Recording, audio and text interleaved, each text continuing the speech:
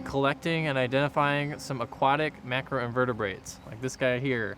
If you're not familiar with that word, that means that it's an animal that it's big enough to see in your hand and lives in the water most of its life and does not have a spine.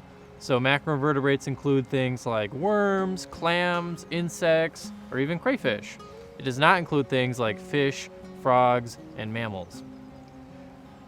We study aquatic macroinvertebrates when we're assessing the health of a stream for a couple different reasons. First, there's a lot of them.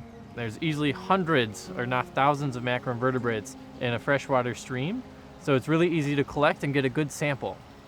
Second, they live most of their lives in the water. So that means that they're stuck here. If things like pollution enters the stream, they can't leave like fish or birds. And lastly, some macroinvertebrates are more sensitive to pollution than others. This is the key part here. When pollution enters a stream, the most sensitive macroinvertebrates are not able to handle it and they die off.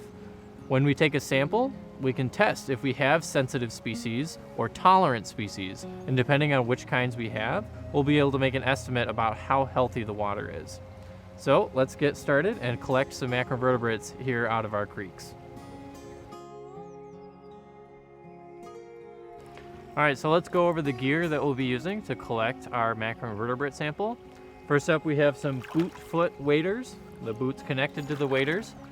This will keep me nice and dry as I'm wading around in the stream looking for bugs. Second, we have our D net, or a dip net, shaped like a capital D. We have this flat side here that will stick against the bottom of the stream, and this rough canvas will prevent any tears or rips. And then lastly, we have our bucket. So we'll collect our bugs in there after we do a sweep. So let me show you how we're gonna use our D-net. We're gonna make sure that we figure out which way the stream is flowing. It's going from this way downstream. So we're gonna make sure that the opening of our net is facing upstream, so water's flowing in it. First, you wanna find a good spot for macroinvertebrates. They might be, most of them eat plants. So you wanna find things like submerged logs here with algae growing on them, the sides of banks or hanging vegetation that's in the stream. So once you got a good spot picked out, you're gonna set your D-net right up against the bottom of the stream so it's nice and snug. You're gonna take your boot about a couple feet in front of your net. You're gonna swirl around the stream. You're gonna set all those macroinvertebrates free and they're gonna flow into your net.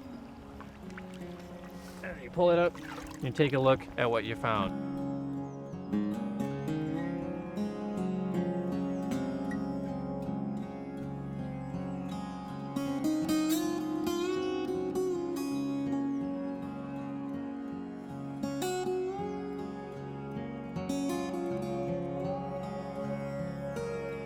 Usually we'll sample for about 30 minutes to get a good idea of the population here in our stream.